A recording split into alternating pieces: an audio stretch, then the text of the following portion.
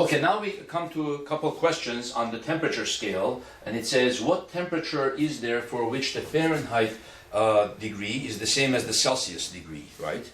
And then the second question is similar, what temperature is there for which the Fahrenheit degree is twice the Celsius?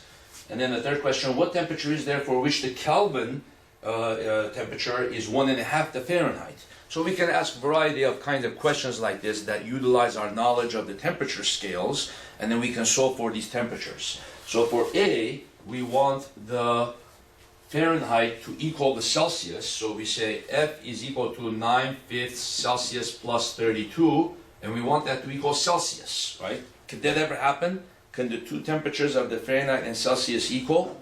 Well, we're solving for that now. So we have here, you subtract 9/5 Celsius from there, C minus 9/5 C.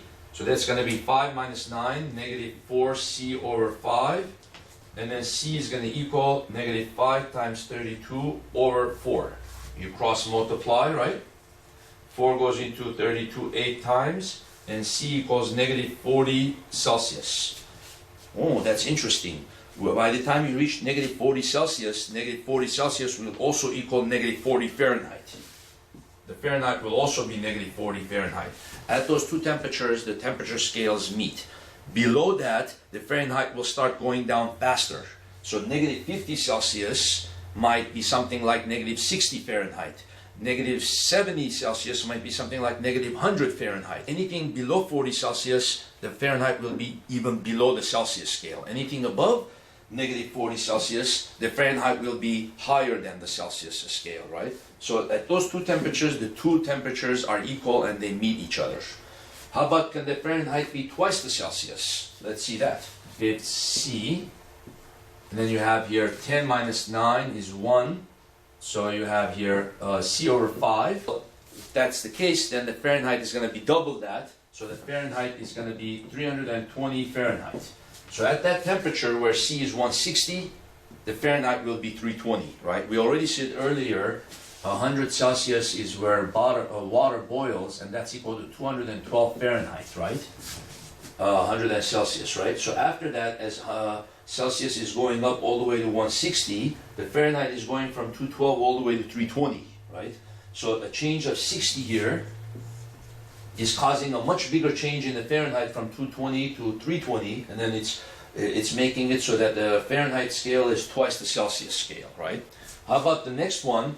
Can the Kelvin scale ever be 1.5 times the Fahrenheit?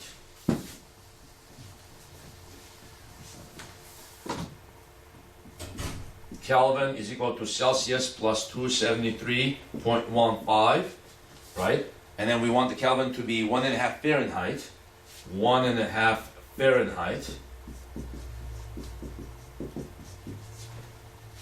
right? And then we could put here the Fahrenheit conversion, 9/5 Celsius plus 32, right? 1.5 9/5 Celsius plus 32. Going to be 48. That's going to be Celsius plus 273.15, right? And then we're going to say subtract C from both sides. That's going to be 1.7 C. And then 273 minus 48 for 1 Celsius, right? Then we can calculate the corresponding Fahrenheit and Kelvin temperatures, right? And then we can see if this equation works, right? So then what would be the Kelvin? It would be 273.15 added to that. 273.15. So it'll be 405.591 Kelvin. Okay, and then if you convert this to Fahrenheit, right? Fahrenheit is 9/5 Celsius plus 32. So multiply this number by 1.8, right? 1.8 and add 32 to it, right? And now let's see if our answer works. This one should be 1.5 times that, right? So if I multiply this by 1.5, what should I get?